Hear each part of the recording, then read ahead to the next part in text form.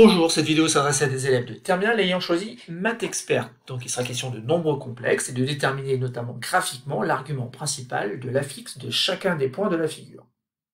L'énoncé est tout simple, il suffit simplement d'utiliser donc les données de la figure, les informations qui y sont reportées, afin de déterminer, lorsque cela a un sens, l'argument principal de l'affixe de chaque point. Donc je vous conseille d'appuyer sur pause et d'écrire donc pour chaque point de la figure son affixe, ou plutôt l'argument donc de l'affixe de ce point.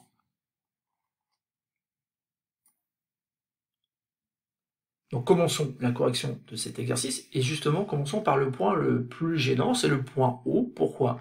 Parce qu'en fait ici, l'argument du point O, justement, n'existe pas. En effet, on ne peut pas donner de mesure pour l'angle orienté UOO, parce que le vecteur OO, c'est le vecteur nul, et donc on ne peut pas déterminer donc une mesure entre le vecteur nul et le vecteur U.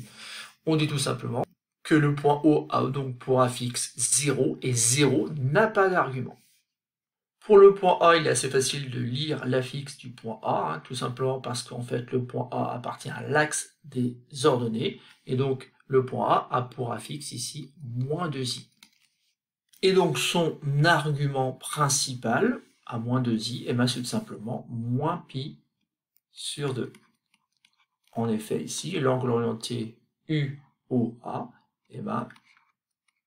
admet pour mesure moins pi sur 2, et surtout, moins pi sur 2, c'est bien dans l'intervalle moins pi, pi.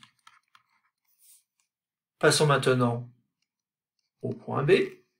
Alors le point B a pour affixe 2 plus 2i. Et on voit ici en fait que ça forme tout simplement un triangle, rectangle et isocèle. Et donc ici, l'angle orienté UOB, il est facile de voir qu'en fait, il mesure pi sur 4. Et ça tombe bien parce que pi sur 4, c'est bien dans l'intervalle moins pi, pi. Et donc l'argument principal de 2 plus 2i, c'est bien pi sur 4. Passons maintenant au point C. Là aussi, c'est pas très compliqué parce que le point C a pour affixe tout simplement moins 1. Et donc l'argument principal, en fait, c'est ce qui permet donc ici de mesurer l'angle orienté UOC. Et ça va être pi. Alors attention, je vais prendre pi et pas moins pi, parce que moins pi, ça n'appartient pas au bon intervalle. Alors on continue, maintenant le point D. Alors le point D, c'est justement un sommet du triangle ici représenté en bleu, qui est en fait un triangle équilatéral d'après l'énoncé.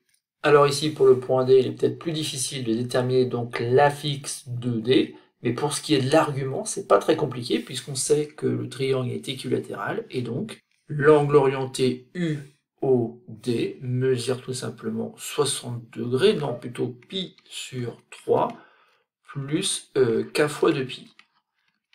Et ça tombe bien parce que pi sur 3, justement, c'est dans l'intervalle moins pi, pi, donc on peut écrire l'argument principal de ZD, c'est tout simplement donc pi sur 3. Passons maintenant au point E, qui a pour affixe tout simplement moins 1 plus i, et l'argument principal de moins 1 plus i, c'est tout simplement ici 3 pi sur 4. Pour f, c'est très simple aussi. F a pour affixe tout simplement le nombre 2, et l'argument principal du nombre 2, c'est tout simplement 0. En effet, ici, l'angle orienté UOF, c'est un angle qui a pour mesure 0 radian plus k fois 2pi. 0 étant bien dans l'intervalle moins pi, pi, c'est donc ce qu'on appelle l'argument principal du nombre 2. Et enfin, il nous reste deux points, les points G et H. Moi, il me semble ici que c'est plus facile de trouver d'abord le point H. Donc, c'est un point qui est défini comme cela. Autrement dit, ici, on voit qu'en fait, la droite OH est la bisectrice de l'angle FOD, un angle qui, en fait, mesurait 60 degrés. Et donc, ici, on en déduit tout simplement que l'angle orienté OF-OH, ou encore l'angle orienté U OH, c'est un angle qui mesure pi sur 6 plus k fois 2pi. Et d'où l'argument principal de ZH, ZH étant bien sûr l'affixe du point H, et bien c'est tout simplement pi sur 6, car pi sur 6 est une valeur qui est bien dans l'intervalle moins pi, pi. Et enfin, finissons par le point G. Donc c'est un point qu'on obtient en fait comme étant le symétrique du point H par rapport au point O. Et donc ici, il est assez facile de voir que l'angle orienté U au G est égal à pi sur 6 plus pi plus bien sûr k fois 2pi. Donc je vais rajouter donc pi à la valeur qu'on avait tout à l'heure, donc ça fait en fait 7pi sur 6 plus k fois 2pi.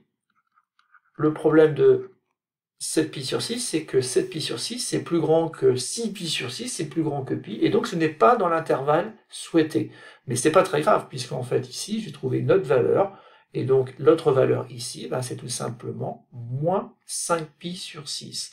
En effet, moins 5pi sur 6 est l'argument principal de ZG. Ça y est, on a donc terminé cet exercice. Il s'agissait ici d'utiliser la notion d'argument d'un nombre complexe, et notamment l'argument principal de chacun des nombres complexes qu'on a vu à travers cet exercice.